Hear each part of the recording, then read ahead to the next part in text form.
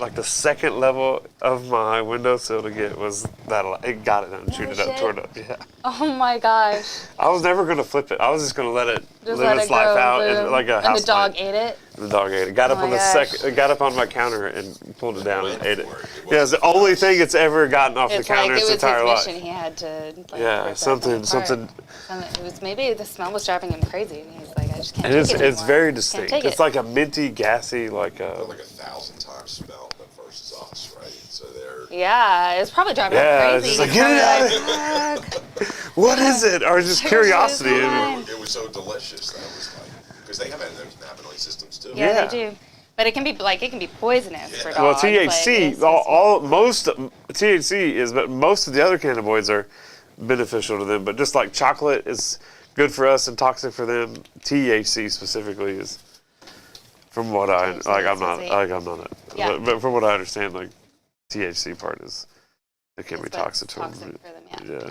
Yeah, to some, and then you see the one dog that hangs out at the grow that they're tossing buds to. Oh, all the time, yeah. Yeah. There's, Do you want to meet my friend Christine? So she'll make her own like weed dog treats. Like she does homemade dog treats, and she puts weed in her like dog treats. And she's like, her dogs beg for it every night. They're like, where are my dog treats? Like they're crazy about it. But she had a dog eat like half a pan of brownies that she had made, and they weren't for the dogs. Like the dog just got into the brownie tray and ate half a pan of it, and then was basically comatose for like 2 days. Yeah. Like 2 days. And I was like, oh my gosh. And I know people whose dogs have gotten into their edibles and they've had to take them to the vet and, get, what are they getting, vitamin K or something? They get they Hydrate them. they have to rehydrate. Yeah. But There's anything they can get. But like I've known some dogs that have like had regular like CBD exposure through their like Brady's dogs. I give CBD to my dog Duke because he's old and he has live a joint long pain time, and like- Just try glucosamine too. yeah, glucosamine. Yeah. I really need to, You know Jerry Alfalmay? You sell him flour, he'll buy you flour. There's no doubt about that. He's with he'd love you, man. Yeah, he's with Silver. Yeah. How long have we been live? Long time. Oh, great. Larry Reed, the man on weed. And here we are from downtown beautiful Oklahoma City, Oklahoma, as we're running the Chronic Palooza 4 roll-up. Right? You got me there, AP, on the ones and twos. Make it all happen down here. And so Supersonic Chronic's not here with us tonight, but I'm going to do the best I can to fill in for her. And we've got some awesome, not only great cannabis people here, but they're also contestants in the People's Choice Chronic Palooza 4, doing all that kind of stuff, right? And it's Holly from CanOkie, which I've known Holly for 4 years now here going on. Yeah, and it's been that long. It's great to still see you here in the space. It's great to still be here in this space. How's the things going at CanOkie? We are busy. We're busy all the time, which is a great thing. I have no complaints. Right. We love what we do, so it makes every day really easy. It's amazing what you do. Also, you've got brought in some of your love here. Love in a jar is what Holly's making out there, and she's got a friend Matt. I didn't really get like how does because you're both in the shot, so they're going to wonder who's this other guy there. I guess I run the Bud Barn in Marlow, so we're local. We're a local outlet for Holly. We do a lot of business together. Yeah, and, so we kind of started out at about the same time, and we've kind of grown up in this together. So That's you. And where's the Bud Barn at? The Bud Barn's in Marlow at the Lawton Duncan Y. So that's where we can find your. You can find everything CanOkie. CanOkie at the Bud Barn. Everything all the time. Yeah. That's super. Which is great. Yeah. And so where AP, you know where this Marlow is? Because I don't. I'm from. No, it's a little bitty town. We're definitely off the beaten path. If you're familiar with Lawton, we're about 15 miles left of Lawton. If you're coming from the metro, you know what I mean. So you can. But we have a big selection, and we'll compete with any of the prices you'll see from the metro area or Lawton or anything like that. So we're at the best definitely location, right off of Highway 81. There's a really busy intersection, and it's like if you're going to either You're going to run into the bed barn if you're in that part of the world. Right. And it's. So the CanOkie, everybody, we got that sticker up there, AP? Which one I can almost put it right on mine right here. Here we go. Let's see. Trying new technology here as you're. Oh, yeah. How about that one, AP?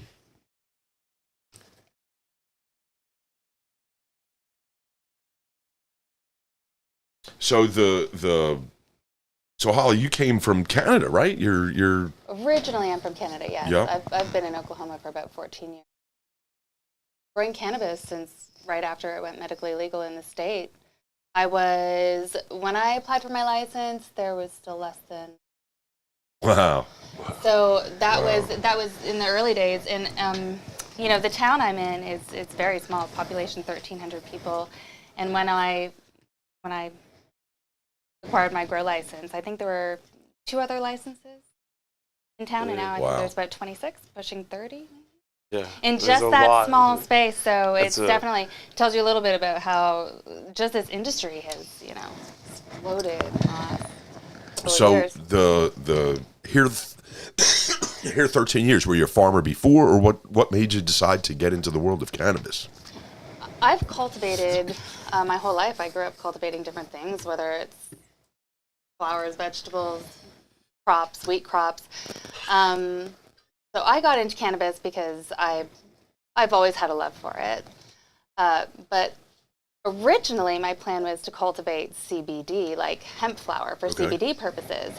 And at the time, because I had gotten into a lot of CBD medicine myself, and at the time they hadn't passed the right to farm bill here in Oklahoma, so it was legally easier for me to grow THC cannabis, and get into this market. And isn't that amazing, right? That's amazing. So I jumped in with a little bit of tax return money and a book, and I was like, I can figure this out. Give it a whirl, huh? And that was it. That's how I started. And so we got the Chronic Palooza 4, which is the bad B takeover. I have a hard time saying the B word, being that I'm an M, right? It's kind of one of those words that I don't. Yeah. But don't throw it out there lightly, right? Exactly. The all women headliners. Do you know Trina? I don't. You don't. I don't. Either did I. But she's got some of. They're actually great dance tunes that it's. I think we're kind of. The rap genre is heavy at a lot of the events and all that kind of stuff, whereas this more dance, poppy, like electronic type. No, it's urban rhythm and blues. She sings with this other guy. I don't know if we got any clips or anything like that, but her Tay Money. If you've heard the, I understand the assignment. That it's a TikTok thing. I didn't know it anyway. Oh, I'm not on TikTok. Anyway, that really one's on there. That, there's 13 million viewers from her video that saw that video. So well, that's badass. When it comes to exposure, Carrie's done an awesome job of bringing in names that will bring in people that aren't just us Facebook folks. Thanks everybody on Facebook for watching and all that kind of good stuff. But there's only so many of us, and so we need to get into the other markets, the not so much Facebook concentric market, but the general population, and having artists that have 30 million views on videos certainly will lead to that. So it's going to be great, and it's all women. So Holly coming in, being a woman grower, right? Perfect. Yes, and you are the majority owner. And you're I'm self-made woman, right? Just you, right? I'm whole owner. Yeah, I'm the only that's owner. awesome. And I'm a small team of just 4 women, so we are badass bitches for sure. Yeah. We grow the man eater, which is what I entered in the competition, and it is. It's good. I actually did that earlier. I think I smoked it down to nothing, and whatever that one was, I totally agree that's zip. Galactic. Yeah. Which one was that? Oh, Witchy Woman. Oh, you just smoked the Witchy Woman, right? Yeah. Yeah, that's good. She's actually the cousin of the man-eater strain. a sister from another mister, right? Yeah. That's kind of the way that together goes. a little bit. So you ever do stuff? Can like you put this much love in there? Do you have a lot of contact with your patients also that use your cannabis? You get a lot of feedback on your weed because it's gorgeous. Out of a lot, I see a lot of weed, and that weed right there is all like super loved on. So it is for sure. I do pop-ups a lot at my dispensaries. So the customers that have been selling my product have. They've been with me since the beginning, and I pop up their dispensaries once a month. Matt Bedburn, you can find me there pretty frequently. They're my local. A lot of our patients can put a face on her weed. You know, she's there enough, and she interacts with them, and they're familiar with it, and they know she's part of the community. So that's the fun part. Yeah, you get to meet the patients, and they're like, "Oh my gosh, I smoked this," and it was just. I had a great Saturday. I cleaned my whole house. And she'll come hang out with us to give out popcorn or hot dogs or whatever at 5 or 6 o'clock after she's been at her grow since before dawn. Right? Yeah, right. So I'll play cornhole on Saturdays, so it's been pretty cool. You have a regular cornhole tournament on Saturdays at the Bud Barn? We're trying to get. I mean, we play like out there. We're trying to get some people to come play with us. So if anybody's in the area, Bowers out there, like come take your money, man. Look out. 2 to Sunset. And if I can get some people to come hang out, we've got a 30-foot movie screen on the back of the store and a transmitter. They had the best Halloween party. Yeah, we do the Halloween parties every year with badass prizes. And it was fun. It was a lot of fun. But if you're ever in the Lawton, Duncan, Marlowe area on a Saturday, come check us out. Like, we're open to the public. Sometimes we try to have something out there for the kids to do. We'll have face painting or bounce houses. The bounce houses. Bounce houses are great. Bounce houses are great. But and Holly too, so she'll be out there hanging out most of the time. Hanging out in the bounce house. I'll be in the bounce house, throwing cornhole periodically. Well, that's really what it's all about, because it's not only the experience. Because we were talking earlier, and you were telling me the different strains for different ailments that you run across, and I'm sure you get a lot of that from feedback through the patients, right? From just hanging out, and right? It varies from person to person, because how the Star Killer affects one person is going to be different than another. Do you find that a lot? Sure. You find the variance of effects on people that are the ones saying, "Oh, this one's really super sativa for me, and this one's indica for me." I do absolutely find that a lot. Some people find the man-eater to be a really high sativa, and other people are like, "No, that's an indica. That put me to sleep." And it's. The value for me as somebody who's trying to get these out to the patients, her products have extremely consistent. Like the man-eater affects the same group of people in the same way every time. The same, and the Star Killer the same. So it's a consistent result. So you can make recommendations or steer somebody towards something that you think might help them confidently, right? Because that she's been able, like, the strains have the difference in the strain, I guess the nuances in them are consistent enough to where you feel good about recommending them to people. Right. When I set up a vendor booth and the patients come by and talk to me, it's a different story from everybody. Like, it's always great to listen to. It's always good feedback. Right. Oh yeah, absolutely. That's the only way you really get it. The manual doesn't exist for anything like this, really. They can take a guess. Like, for the majority of people, it might work that way. But like you said, you found I go to sleep on cocaine, so it's like a different. It depends on your metabolism. Yeah, and none of them really. Well, and you say cocaine or morphine. Like, there's hundreds of thousands, if not millions, of studies and data points on each one of those that allow people to steer towards those products when you need them. The research is we're at the genesis of that research. Absolutely. You know what I mean? So that's pretty cool. That's pretty cool by itself. Yeah. So because Chronic once had I actually think she still does. There's a DNA test that you can go ahead and send in, and they'll send you back it was really super generic, though. It was trying to pinpoint your profile and which terpenes or whatever would appeal to you. Right, exactly. Yeah. And they were given strain names probably more than terp profiles, because they had kind of reverse engineered it and done all that. Yeah. And so it was real generic, but that's the real future, like personalized medicine, personalized. You know, once it's easy, the information's easy to know what you're made out of, to made up with, you know, what that's made out of should be relatively simple. Right? We're all kind of our own little chemistry projects. Yeah, so. We are. Yeah, absolutely, we are.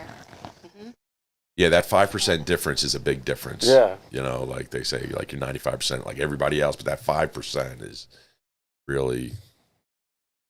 I mean, we sit here and spend a lot of time talking about terps, which are less than 5% of the plant. There you go. Most of the time, you know what I mean? Like, you know what I mean? We're talking like things that have terp percentages of 2, 3, 4, 5%. There you go, man. We can find Matt down at the Bud Barn, man. You need to get down there and talk to him because there's some good conversations there. That's right. Sure. That's the. Yeah, we do spend a lot of time talking about weed, I guess. So.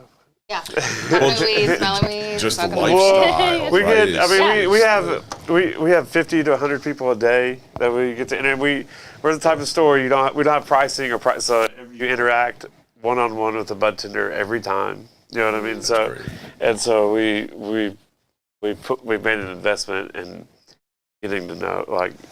So what do you think about the packaging? Right, they're goofing around. Right, the legislators they're trying to get that squared away. Man, I come from an EMS background as an EMS management background a little bit. So the regulations, I was surprised by the lack of it coming in from a different, you know.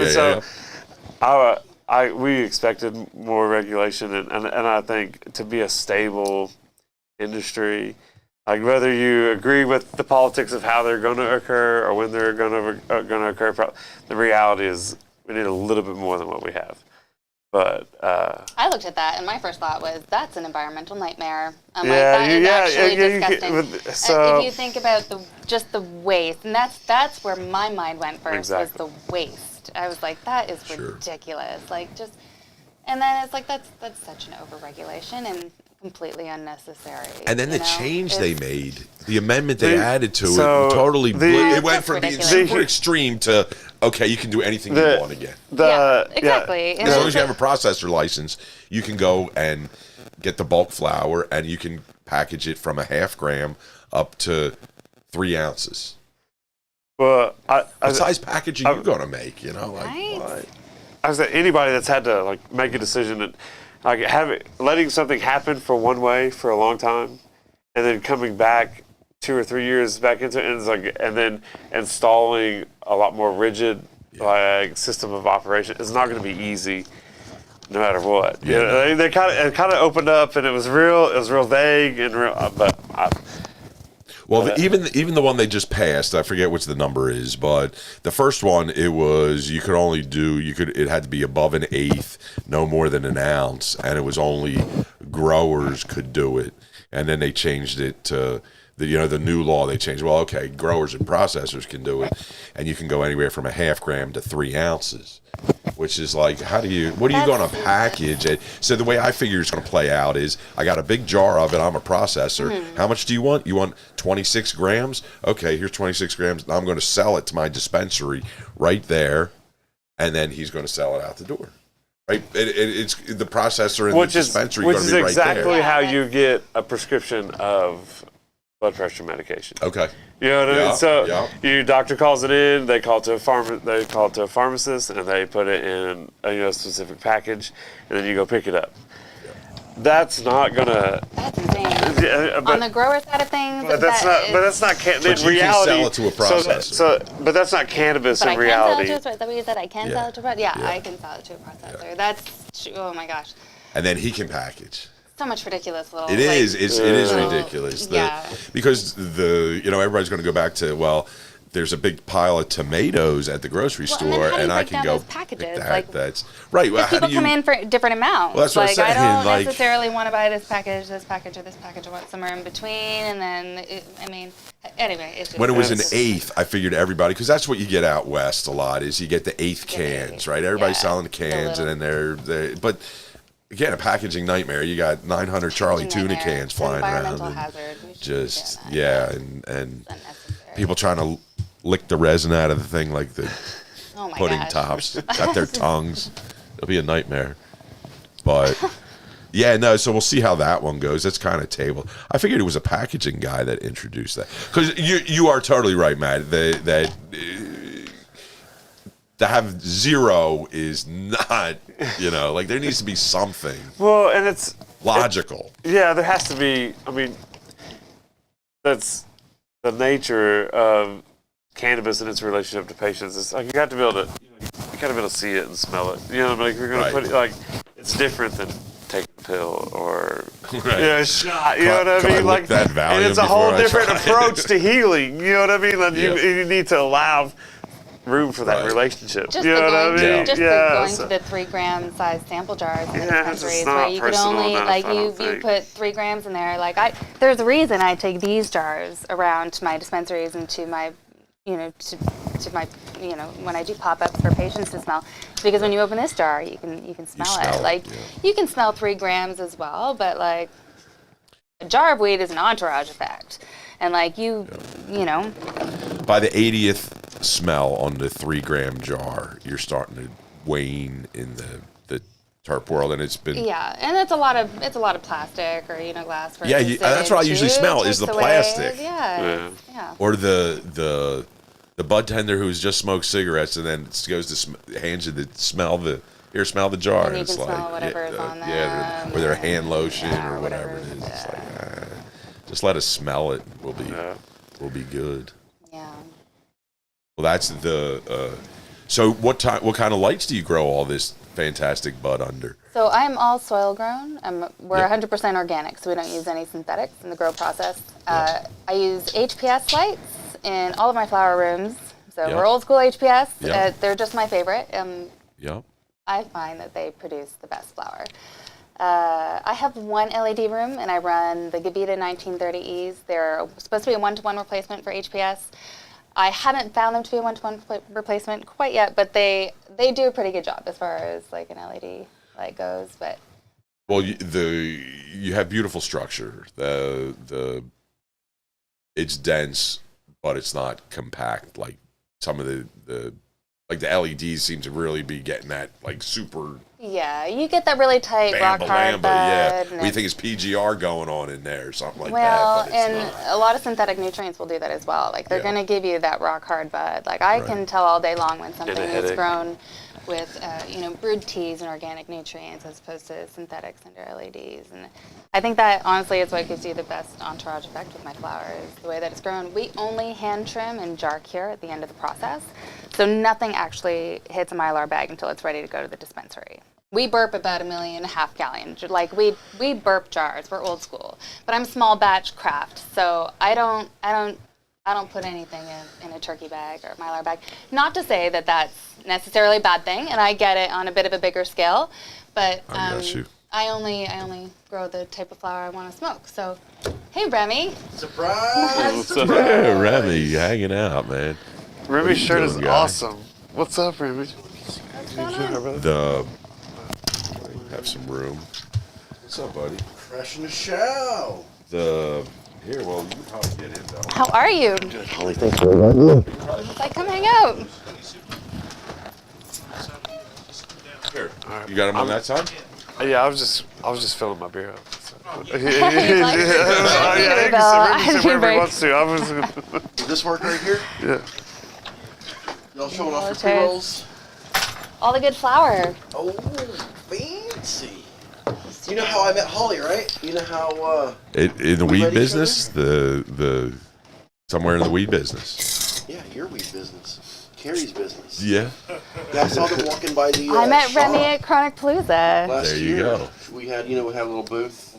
Saw her walking by. Asked her, "Hey, how's it going?" She's like, "Good."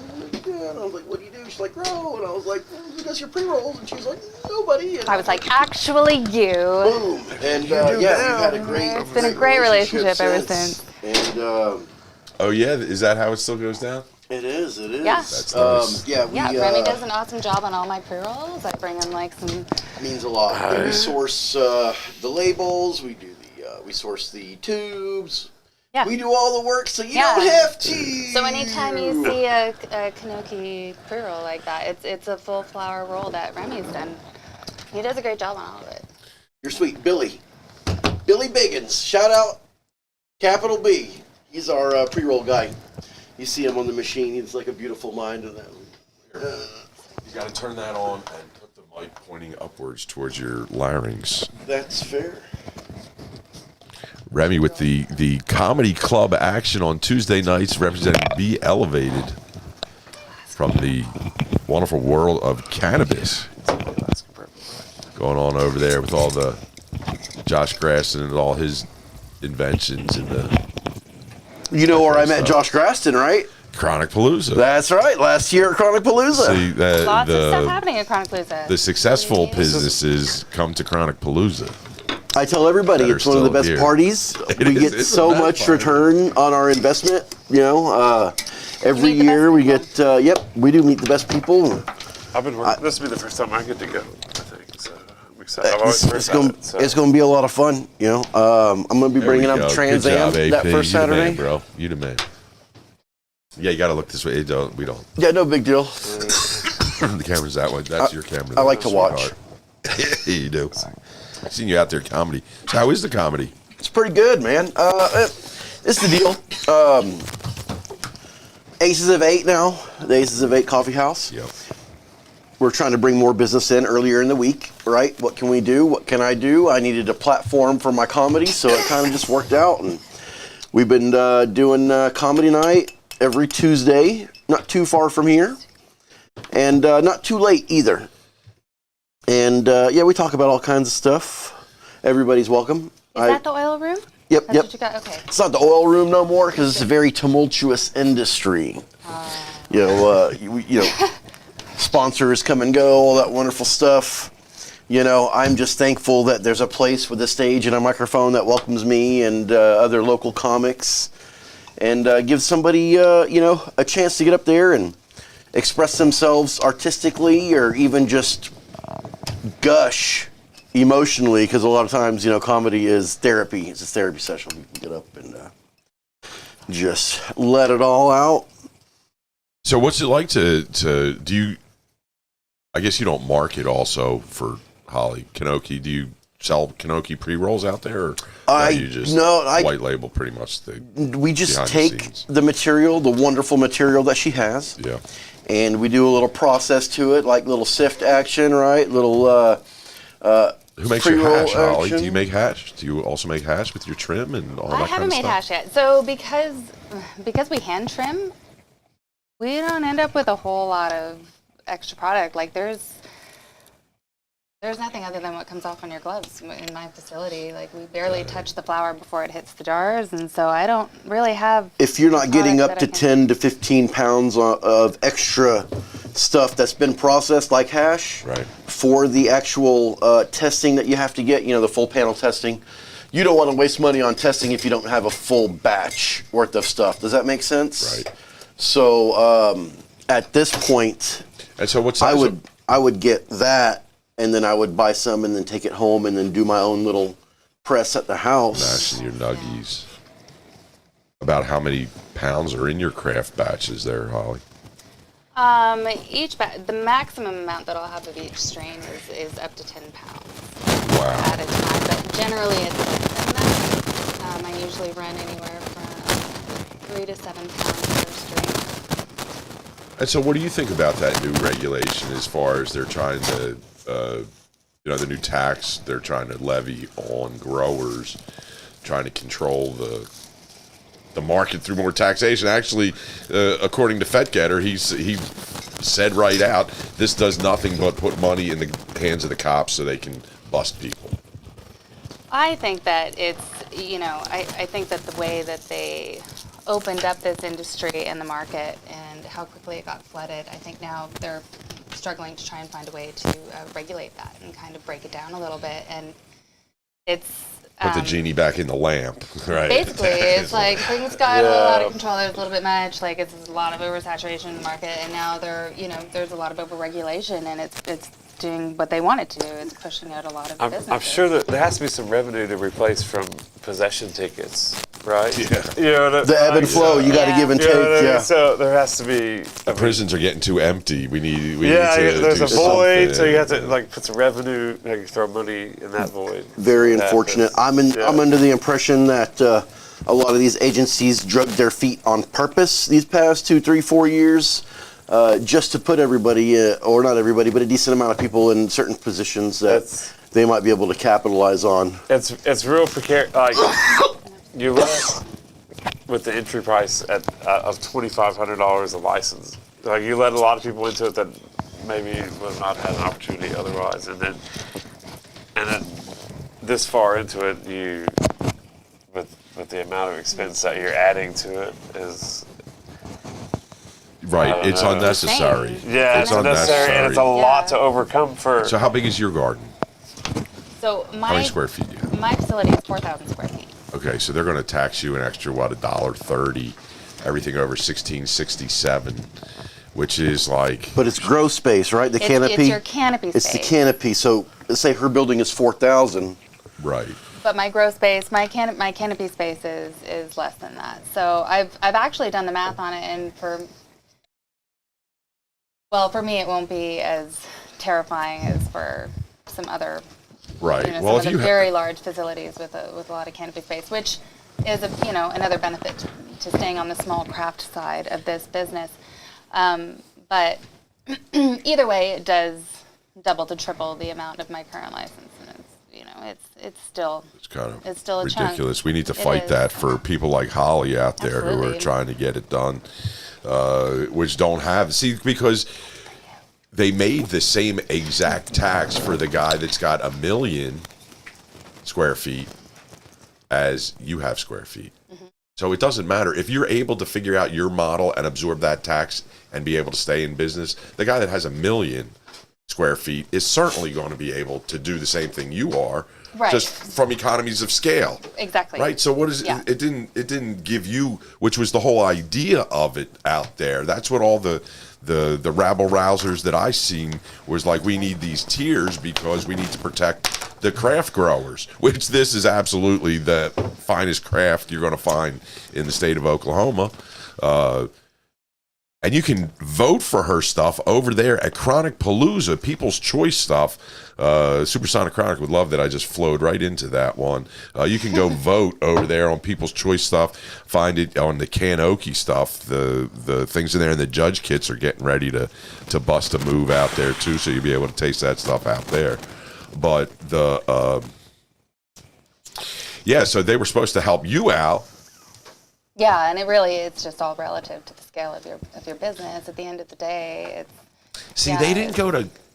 That's the problem in Oklahoma. They didn't go to elementary school and discover the distributive property of math, right? Because if you add this to this and add the same thing to that, it's still the equivalent, right? The cannabis industry it's all real cash, though. You know what I mean? It's not like you go extend your line of credit, right? You know what I mean? Or you go get a bigger loan. So if your license costs you, extra $30,000 or $40,000 a year. That's real. That's $100 bills that somebody has to come up with somewhere, which is different for not a corporate, maybe not a big deal for a lot of corporations, but for of an individual, like for Holly, $30,000 or $40,000 a year as an individual entrepreneur is that's a life-changing. Who's going to peel that off? That's a destiny-changing amount of money, like in a moment. You probably have to get rid of one of her Lambos or something. The only thing, and again, this is a scale thing, but the metric, the implementing of metric, I went metric a year ago when they first said, hey, you got to be metric, because I was like, all right, I better jump on board, and so I did the whole, and 2 days after I had gotten everything completely situated, barcodes on everything. Right after that, they were like, "Oh wait, no, you don't have to do it yet." And I was like, "Well, I already did it, so here I am. This is what we're doing."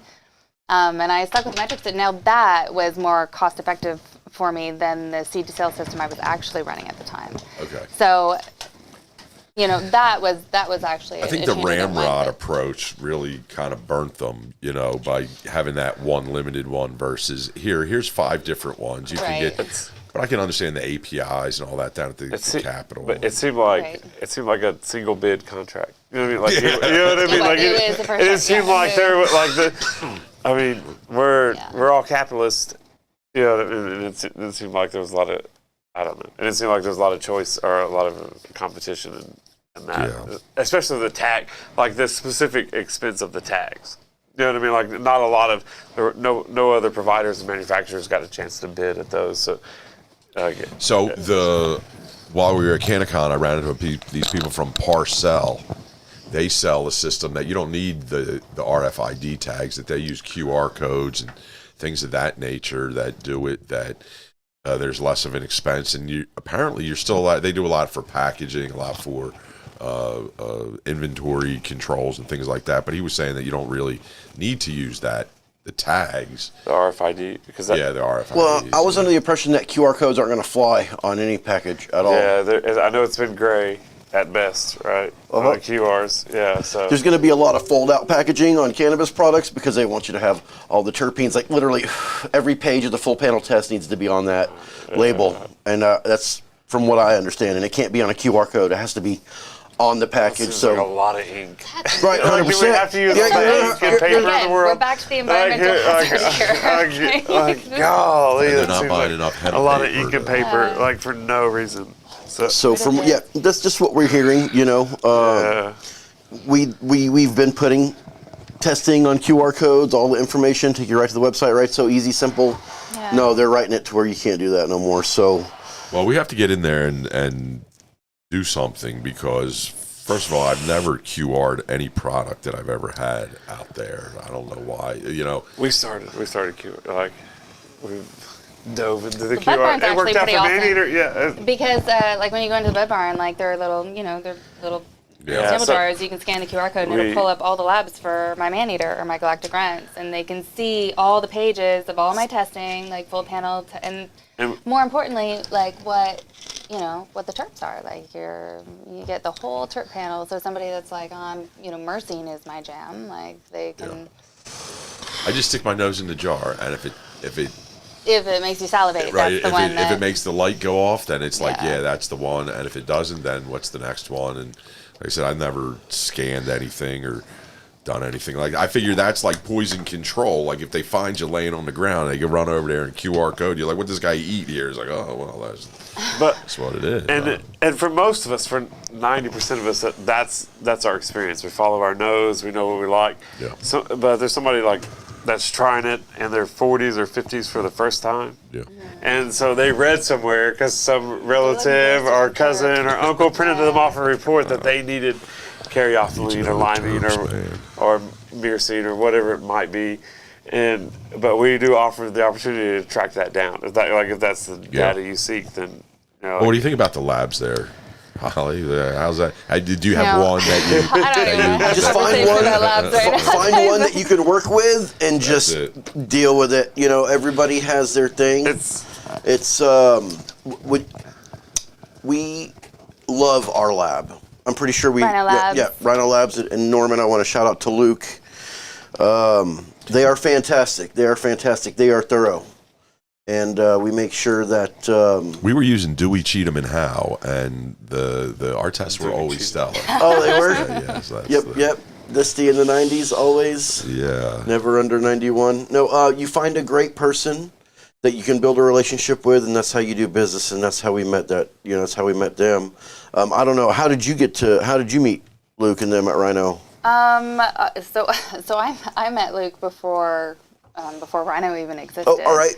Yeah, I met Luke on a grower's Facebook page. Fantastic. And it was just an exchange of information, and then when he started Rhino Labs, I put my first flower in for testing with Rhino Labs. Yeah, Rhino was like our fourth lab that we went through, and we've been with them since we've been with them. Yeah. And we send as many people as we can that way. You hear different things about different testing facilities, and everybody's got their thing. You pick what thing you can deal with, and then you go with it. Mm-hmm. That's where I'm at. Yeah. If you're sweating your lab for testing because you're late to launch a product, in my opinion, that's your fault. You don't wait a week or two to launch a product. Your testing needs to be done a month, maybe two in advance. Your packaging should be done a month or two in advance. If you're sweating your packaging people, if you're sweating your lab people, you're actually, there's something that you're doing wrong for yourself and your business.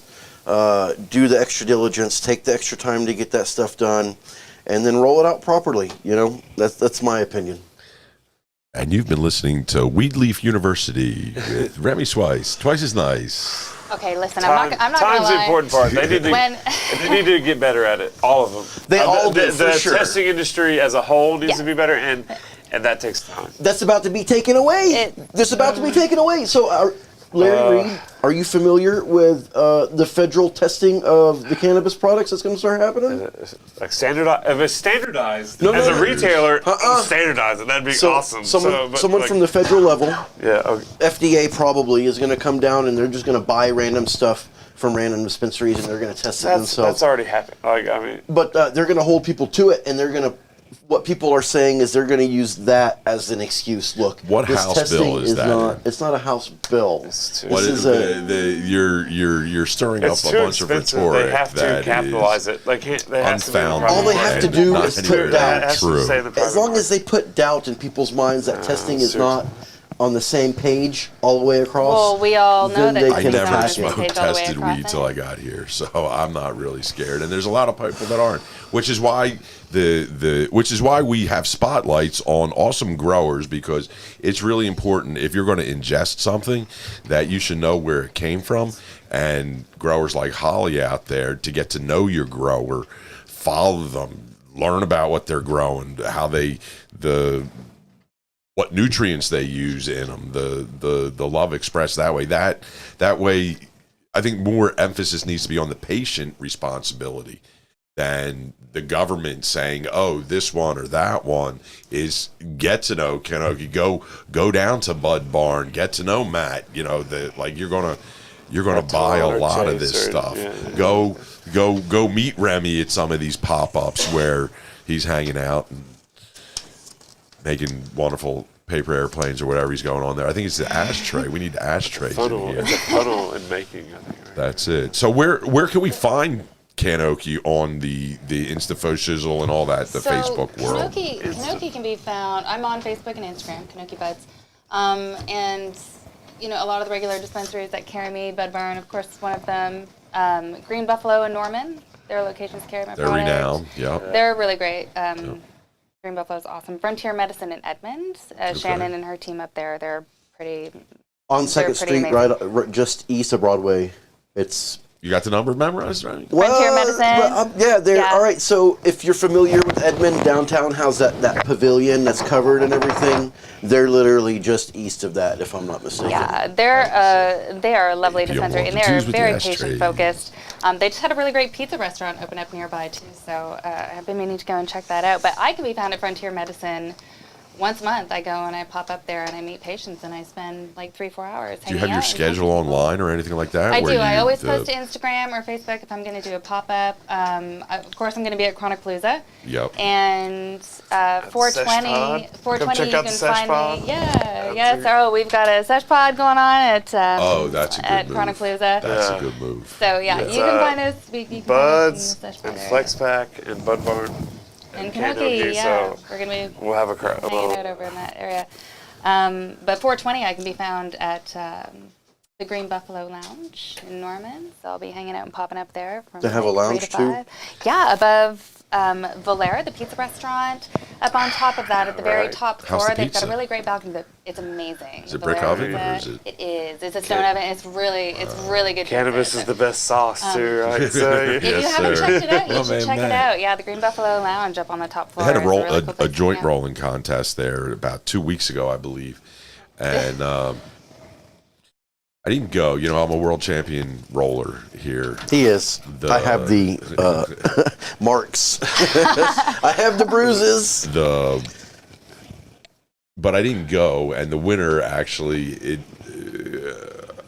he's a great roller. This guy Eclipse, I forget what his name is, but he rolls all the kind of crazy tips.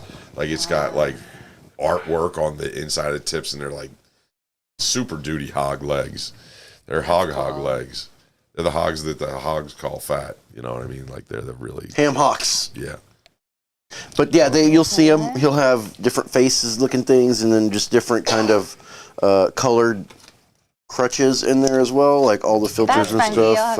It's like art. That's really cool. It's like art for sure. I told him when I met him for the first time, I was like, the zigzag, great. Oh yeah, inside the filters. that's what. That's really cool. You know, people do like the funny faces or like the weed leaves and stuff like that. Yeah, they're. I feel like you weren't born with any talent at all. Yeah, I mean, he had. Like, how are you doing He had today? filters that were like this round. This is my stick person. Yeah. Well, so that's great. We're gonna, and where we can find, where do we follow Bud Barn at? They on Instagram too? Bud Barn OK on Facebook and Instagram. Yeah. Bud Barn OK, Instagram, Facebook, all that kind of good stuff. It's an oasis. And so how? Yeah, It is. It's fantastic. I mean, it's on a great intersection. Huge lot. Between like 3-4 major cities, and I say major cities for Oklahoma. They're good sized towns. I mean, it's an intersection. Because I've seen a lot of stuff go on there, right? Yeah, we do. We do activities. So we do 3 or 4 big customer appreciation events every year. Halloween is we do the big costume contest. We give out a $500,000 prize for our costume contest every year. We do a chili cook-off. Last year we had like 15 entries for our chili cook-off. Vertical Vibes winning, which I'm going in this year for the yeah, chili so- cook-off. I didn't last year, but I'm entering chili this year. yeah. So we, gonna be great. and the it focus of medicated those chili? is to give out Medicated chili? No, the chili was unmedicated, open to the public. But the purpose of the events is as patient. We invite our vendors and we give out a bunch of stuff and just play games. a great time. Yeah, just Yeah, good times. Movies and live music and DJs and just whatever. And that's really where you get to know your customer base, Yeah. and you get a little bit of time and see them and listen to them, hear what their issues and problems are, and maybe just share a hot dog or something. Right, Randy? Yeah, I'm trying to. Is it Camarillo or Camarillo? What's the name of it? Carmelina. Oh, Sweet syrupy Carmelina. Remy calling out the strains there. You just tried the Alaskan Purple. How was it? That's fantastic. Have we made that for you yet? Have Not we yet. bust those into pre-rolls? It's limited production, Remy. Hey, I get it. If you want, There's a lot of it out here, actually. There you go. fair enough. But Here, just push it all. Just send it Here at all my dispensary. So way. this Give this Holly a strain, call. the one that you Goes just tried, fast. I don't grow a lot of this Alaskan Purple because if you look at it, her bud structure is, she's really light and airy, and naturally that's just how she is as a strain. But she has an incredible terp profile. She always tests over 4% on terps, and it's just a really delicious smoke. So I only do this in small batches, and Which one was that? that's Alaskan Purple. Alaskan Purple. I only do this in small batches because it doesn't make a lot either. what's kind of sad about the cannabis industry and the market is, as a grower, when I'm out selling product to dispensaries, unless you're like Matt, Frontier Medicine, Green Buffalo, like the places that I've been working with for a couple of years, they'll look at this and say, no, I don't want that. That looks like crap. This is some of the best smoke. But this is just how this flower is. This is just how she grows. And I just let her do her thing. And at the end of the day, she's really great smoke for those. Appreciate. she's airy, for like a commercial strain, like what you would like typically look for. She's a little airier, but it's cool. It's But good smoke. it'll be gone at the Bud Barn in about 2 seconds because Yeah. people see that. And You open it up, give it a whiff. It's play like there's a with it. lot of Yeah. other bananas Play that with it. taste great that don't look like the traditional yellow banana that you see in there. There's a bunch of different varieties, and it's going to look different and have different tastes and different aroma, different terps, and so that's one thing that the educated consumer. I just love the way it looks. It's just gorgeous. If I saw that in the jar, I'd be like, yeah, I'll take those. It's some of the, it's fire. I guess what the kids are saying. It's fire. This is literally you can argue top 3 grow in Oklahoma when it comes. It's available in the judge kits. You get your judge kits. You can't beat that. That's going to happen. You know what my favorite thing about that man-eater is? Technically, you don't know what it is. Yeah, you can't. So I had some seeds that I just collected over the years, and I ended up giving them to a buddy of mine who ended up being my caregiver for my first year. And I just named it after a buddy of mine who's not here no more. And he was a man eater. No, I actually called it tire slasher. A tire slasher. I got you. Yep. Well, what do you think about that?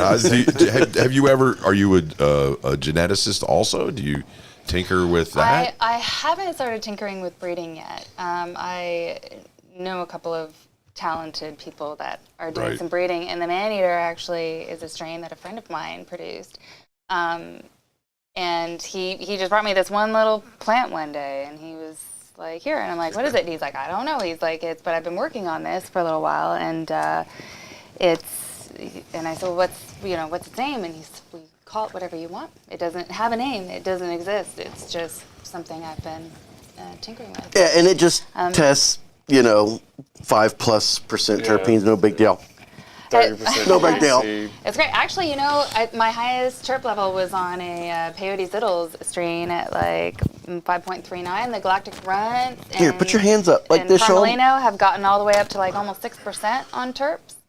But like when I look at my labs, when I get my labs in, I scroll to the second page where my terps are, and I look at that number. Like I pay some attention to the THC, but I scroll past that and I look for the flavor. Plant whisperer over here. I want it to smell good and taste good, and at the end of the day, that's your entourage experience. That's what you want. She's out there. Nobody wants to have a warm, tasteless. She puts her hands on her plants every day. She makes sure they're good all the time.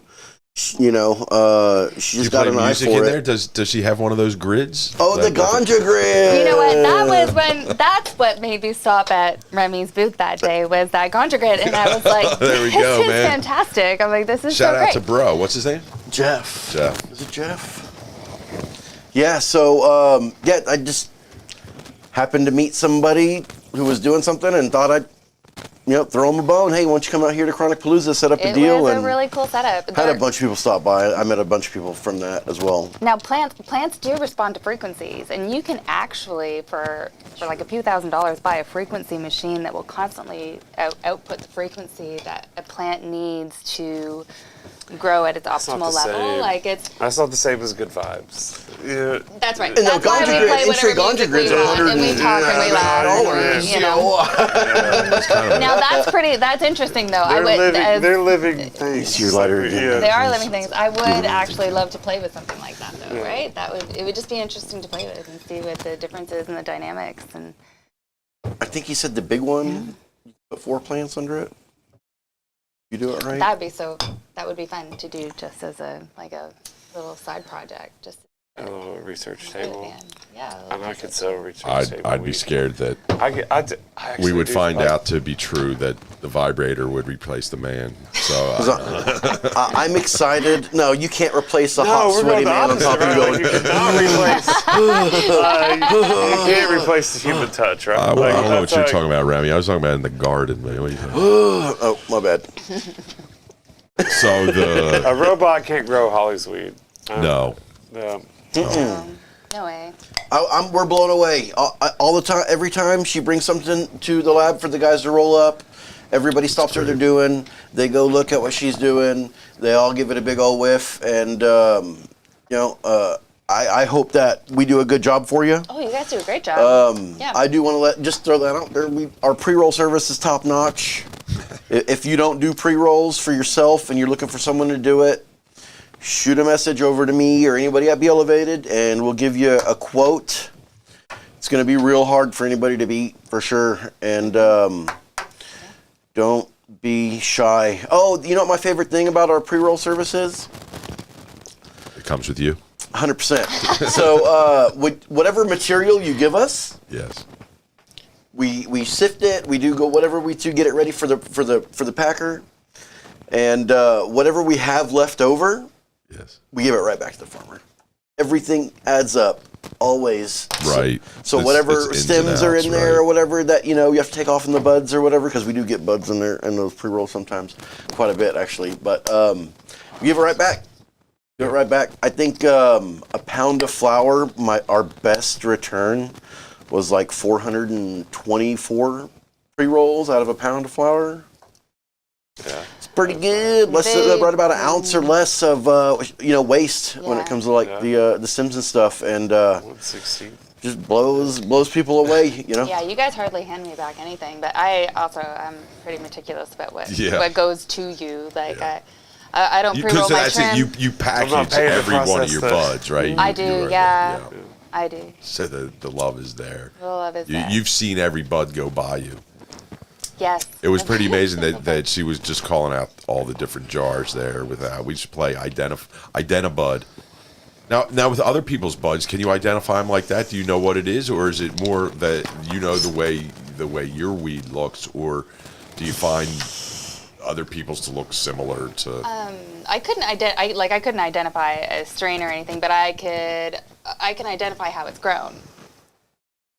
So there you go. I can identify that. So when you look at my flower, like each individual strain, these all look different from one another. Every single one of these looks completely different from the other, and they all smell completely different from one another. And that's the beauty of. It's like my children; they all smell differently.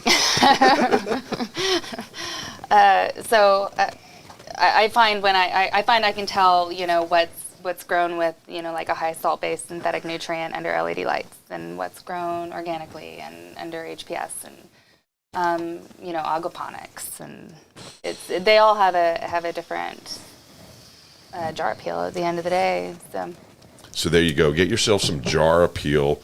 Go over to any of the places. Well, first find Holly over at CanOkie on Instagram, and then you got a link tree or something like that to find your finder and all that I'm stuff. Constantly posting where you can find my flower, where you can find me, and any of the dispensaries that I just mentioned, like the definitely the regular ones where you can always find CanOkie.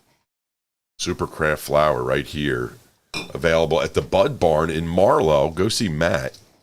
Thanks for coming in, Matt. We appreciate y'all. You guys having me. It's been a great time. Matt's a big CanOkie supporter. It's CanOkie wouldn't be the same without dispensaries like Matt and processors like Remy. Did y'all just have anniversary? Not officially. We do it 6/20 because we got shut down for COVID right after we opened, right? So April 9th. April 9th would be our anniversary. Okay. But then we just did it, but 6/20. The Bud Barn. There's a party at Bud Barn. 420 on 620. Yes. So 420 on 620. 420 on 620. It's a rough holiday for having a party, right? And there's a lot of parties. Everybody's busy that weekend, and I don't want to have to work any extra hard that weekend. So, but in the middle of June, after all that's over, you can come check it out. We'll have a movie going, live music, DJ. Well, plus they're going to be at Chronic Palooza. Yeah, there you go. We've got some preparations to make for that VIP see everybody. We're going to start having free drive-in movie nights every other weekend for sure, 1st and 15th, and we'll try to expand from there. That'll start this like weekend. a real drive-in place that's got their whoop-de-doos and all that, man? 30-foot screen, booth, transmitter. You don't have to get out of your car. You can tune in your car radio. It's like right in free. behind We offer some free snacks, like juices and popcorn. You got a big internet connection? I can come do mobile right there. We are a metal building in a concrete hole. So not only do we have one internet connection, we have 3 internet connections. That's guaranteed. Guaranteed. Yeah. And Holly's there, which is always a pleasure. So. It's always nice. Remy, thanks so much for stopping by. We really appreciate you. Means a lot. Did you bring the gold? What's going on with Did you bring it? Did you bring her? I did not. I'm bringing it out Saturday, though, the 23rd. 23rd? Yep. To Arena? Yep. Yeah. Yeah, there's a big car show out there, Chronic Palooza 4. Slow burn. Really all started by Chronic Docs. And if you need a patient recommendation, go to www.chronicdocs.com, or you can call 866-405-9333 for Chronic Docs. $25 every day, all day, even in the middle of the night. If you need it in the morning or in the middle of the night. Ain't too proud to beg, no. Congratulations on the 710 News. 710 News. You can catch me in the mornings. What else you got going on, 710 Larry? News. We're just going to let it. It's in the crock pot. I'm like Holly. I'm a craft. I'm just trying to hone it in there. The big network's been trying to get after me, but I like staying my own boss, right? So I guess it's a great story. Find Be Elevated. Buy Be Elevated products. That's mighty gracious. Buy their eco, grassed in, and all that kind of stuff. It's doing great things, right? The time released RSOs and or he's FICOs. doing different. He's doing the different oils and stuff. And very pleasant recently. Mighty gracious. The Saturday nights, no big deal. But yeah, the thing with Josh is panning out fantastically. We've given him a platform to help folks, and he's taking the bull by the horns. And like a good Jedi would. I'm excited. I'm excited. We have. Even though that's redundant, you can't say good Jedi because if you're a Jedi, you're it's like you're above good. Yeah, good. I'll send him your best. Better good. I'll send him your best for sure. He'll love to hear that. You can get him on the show. Absolutely. Absolutely, because really, thanks to y'all, I wouldn't have anything to say or anybody like that. Like, I'm not really that interesting of a person, but you all are, so that's why it's great to have. We've got the best thing going in the state, and if everybody gets involved and stays involved, we're going to be able to keep continuing doing it by our rules rather than their rules. And it's folks like you that make the difference, that grow this stuff. When people get to try this stuff, they'll know there's a difference if they're ever tried to force to run factory weed or things like that. They know what can be done in the world of craft, and so I thank you, and all the weeders out there, thank you. We salute you for doing what you we just do. definitely don't want to legislate this out of existence. Fuck no. Yeah, we want to make sure that there's always a place for the love. Don't be so quick to jump let people grow it, not robots. Yeah. It should be the number one thing that we protect, because that's this is also it's almost our Second Amendment. I mean, as long as we keep growing it and all that, and have the ability to do it ourselves, and have the ability for small growers to create a craft like this, then they can't stop us. And so there'll always be a market for high end. There's always going to be a market for good weed. Anybody got shout outs? Go ahead, you start out, Mal. You got any shout outs? Bud Barton Buds in Lawton, our sister store Buds in Lawton, and coming soon, the Lit House, Medicine Park, Lake Latonka area. It's already a pizza store, Cananigans. Come check it out early and check it out often. Thank you. I guess we have to go eat pizza there sometime. Yeah, definitely. It's in a great area, right by Medicine Park. So go ahead, Remy. Let you go, and then we'll shout you out. Last. Well, thanks so much. Larry Reed. No, come out to Chronic Palooza. This is going to be, I think, my personally third year. I'm going to be out there. I show up every year, Chronic Palooza. If you're not coming out, I don't know what you're not doing. Yeah. Well, Holly, we'll be there. Thank you so much for coming in. Tell us who you have to shout out. Thank you for having me. Yeah. I'm grateful to be doing what I'm doing, and I'm thankful to all of the patients out there and my customers. And definitely come see me at Chronic Palooza and check out all my great strains. Jump on my Instagram page, Facebook page. The other ladies at the garden. Shout them out. Oh my gosh. Yes. Yeah, I did in the beginning, but now listen, the women that I work with, they are the heart of my business for sure, and they're amazing, and they hustle with me day in and day out. And we're a small group of we're all moms, and we all work really hard, and we take care of each other. And it results in this, and it's an amazing thing. So I'm so thankful for them. Yep, moms rule. So there it is. AP on the ones and twos. Thank you so much, buddy. You good? Daisha, you got anything to say back there? She all cry back there too. I want to see what they He wants to try some of the witchy woman. No, the witchy woman. The witchy woman's what you want to try. So we got some unfinished business here. I'd like to thank Supersonic Chronic for making this all happen here. Don't forget the Chronic Palooza, like you said, April 23rd, 24th. There's posters, T-shirts, all things doing the judges kit, where you get a full array of everything. Definitely go check that out. It's over at Chronic Palooza. You can find all those links. Supermax folks, that they're taking care of that for you. It's amazing. I think, how many boxes did you take over there today, AP? 224 judge kits. There you go. So 4 different classes? Yeah.